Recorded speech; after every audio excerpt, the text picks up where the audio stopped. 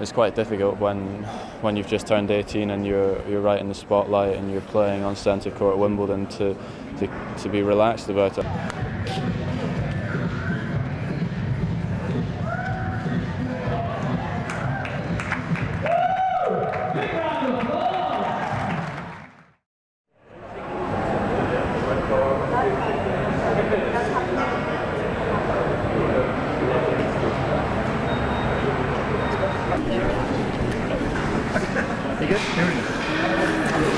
First question, all tennis. Tell me about it and how it would have influenced your life if you played it a few years back.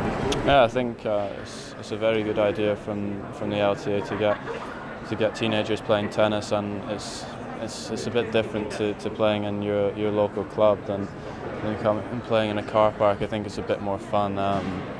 The kids today all really enjoyed it, and there's a lot of different things you can play against your friends in matches. You can practice your tricks, which was the most fun part for me today. And I'm sure if when I was younger, I always loved tennis from a young age, but it would have got some of my friends to come along and play with me, because that was always one of the hardest things when I was younger. But this would have been a bit more fun than just knocking balls back across the net.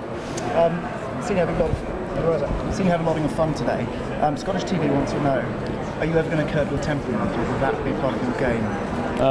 Well, I think it's my temperament's much better than what it was, and I think by Wimbledon next year I should have calmed down even more.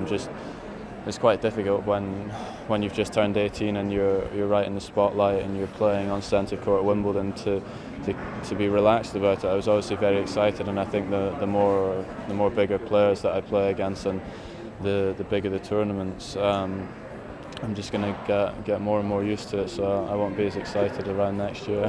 Jim Courier is the latest guy to say you could be the next big thing. After McEnroe, does it put more pressure on you? No, not really. Obviously, these are the guys that know what they're talking about. They've been there and won Grand Slams before, and then you have some of your coaches who are saying that I'm not going to be any good, and I just have to listen to the ones that know what they're talking about. So if they say that I'm going to be a Grand Slam champion or have a chance, it just gives me more confidence. Describe, if you can, Andy Murray's 2005. Well, it's obviously been a great year. It didn't start off too well, but then in March I played Davis Cup for the first time, and that was very special. And also to win, it was quite an important match as well. If we'd lost, we could have lost the tie. And I played a great doubles with David Sherwood, and then since then I started playing better and better. I played my first Wimbledon, which was unbelievable.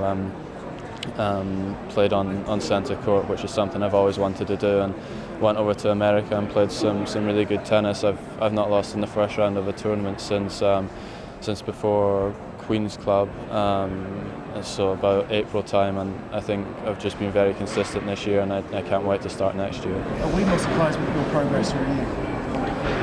I think everybody else is more surprised. I said at the start of the year I wanted to get into top 100, and not many people thought I was going to do it, but I said I was, and I always felt I had a good chance, and I've done it quite easily. For next year? For next year, I've not really set any goals. I'm going to practice really hard in December in South Africa and get ready for Australia, and then I'm just going to take it one tournament at a time. If I start the year well, I've got a good chance of getting into the top 20. If not, then I'll just keep working hard and see what happens. And this, I promise, is the last question. Scottish TV, they want to know you were the #1 Scot so early in the year. You then started beating Tim Henman and Brent Brzezinski. How does it feel to be one of the best Brits now rather than the best Scot?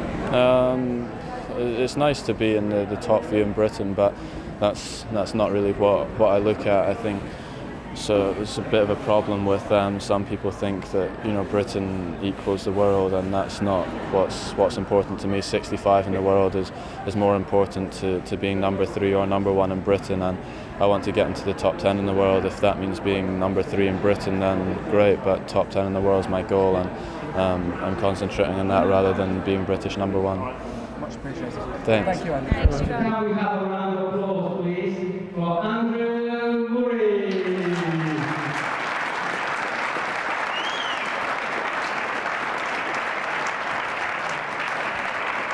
It's going to incorporate coordination, ability, agility.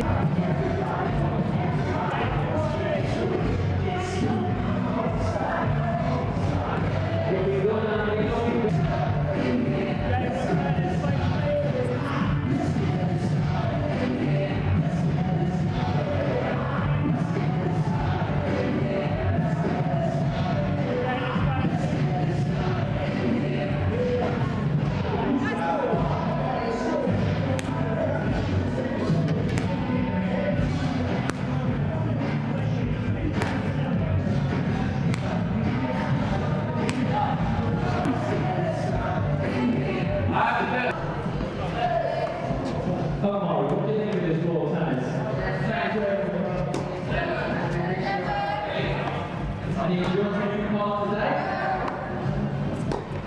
We'll wait for that to go down here after you can go back in, but you're doing well then. Perhaps you're going to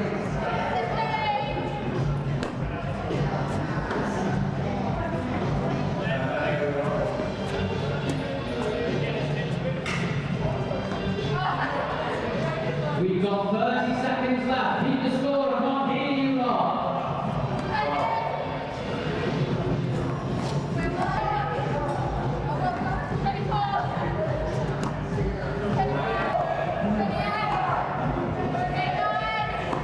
10, 9, 8, 7, 5, 2, 6, 3, 1. And stop. Everyone's in there very quickly.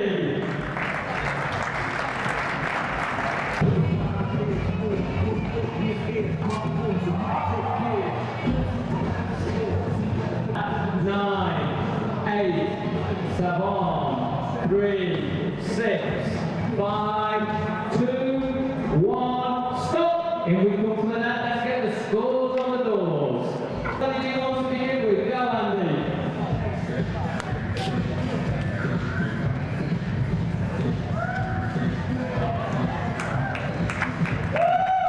Big round of applause! Hey, I'm glad we got Andy before the football got hold of him. Okay, everyone find a little space, have a little go at that. No problem, ladies, no problem. Get some balls out of the Prince, big round the side, you go around the side. Well done, everyone. If you haven't got a ball, come to me out. You got one?